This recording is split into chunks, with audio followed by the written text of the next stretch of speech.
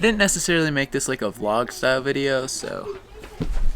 Hello and welcome to today's video. My tongue is blue, celebrating the victory over Ben. Not really, I was just writing a paper, and so every time I finished a page I'd eat a Jolly Rancher. So anyways, this is the last video in the Vacation to the Rocky Mountains in 2019 with my family series.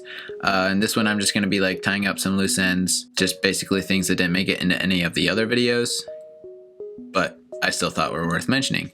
So with that, let's get into it. This was literally so cool. One of my favorite pictures from the whole trip, not this one, but the one that pops on screen right now. This picture, contrary to popular belief, was not taken inside of Rocky Mountain National Park, but just outside of it. It was actually on a sidewalk next to a parking lot, next to a supermarket, while my parents were inside the store just getting some groceries at the beginning of our trip. I probably looked really weird just like sitting on a sidewalk with a giant lens on a small camera with a tripod. Alright, this place was awesome.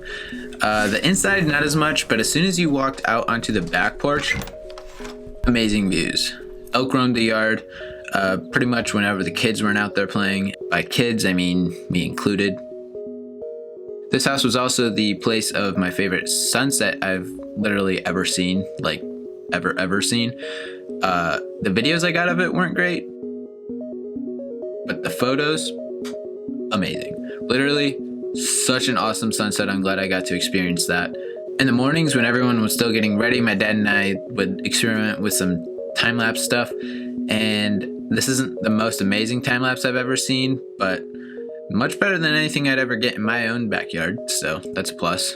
When I learned that we were going to Rocky Mountain National Park for our vacation, I immediately started looking up trails and hikes and pictures of the place just to see where it was and what it was all about, because I'd never really looked into the park itself. So I came up pretty quickly with a place called Dream Lake, which is an accessible trail, and it's pretty short, so I figured it'd be like a short, easy hike we could do maybe at sunrise or something, since it wouldn't take long to do. So after one of our hikes, I think it was the one to the waterfall,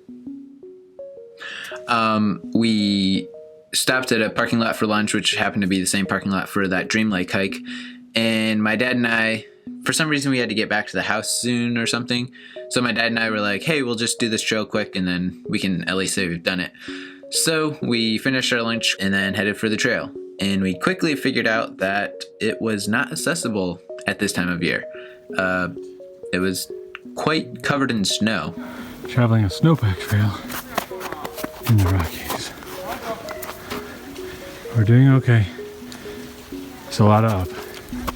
But on the way back, it'll be a lot down. True. So here we go. Here's the view from Nymph, overlooking Nymph Lake. It's down there where we just were. And the horizon. We're doing it. We traveled pretty far since then. We really did. We're making good time. Unless we stop and photograph ourselves. We stopped once we got up to Dream Lake and got some video.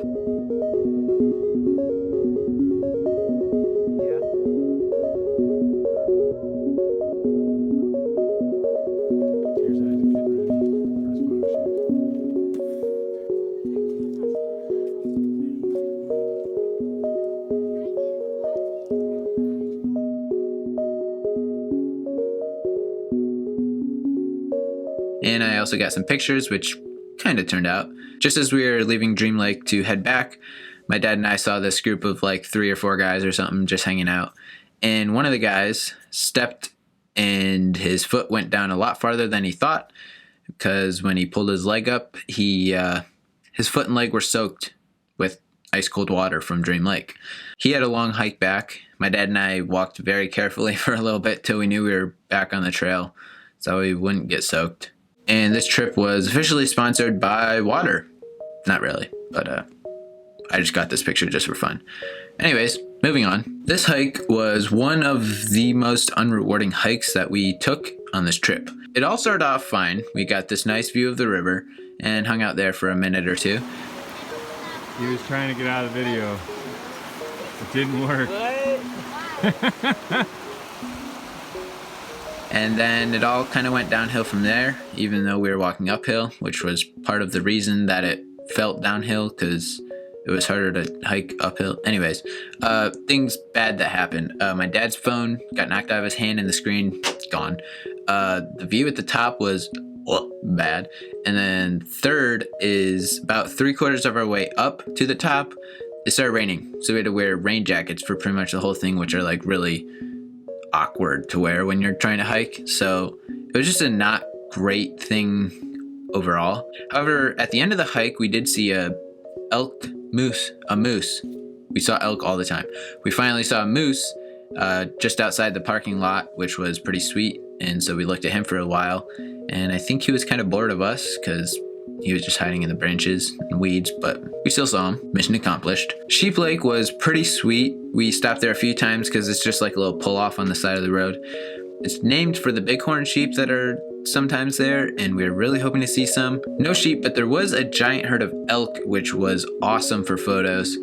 So I was able to kind of like pick and choose which ones I wanted. So I got a few of my other favorite photos of the trip from Sheep Lake. Thank you guys for watching this video, which is the last video in the series, which you can find right up here. And if you haven't seen the whole thing, if you have, then maybe watch through them again, because more views is good for me, I think. So if you haven't already, you can... Why does that screen go up? It knows it's the end of the video. Okay, anyways, if you haven't already, hit the subscribe button. And if you haven't seen the rest of them, click here. And if you want to see a random video that YouTube just suggested to you, it's right here. Bye.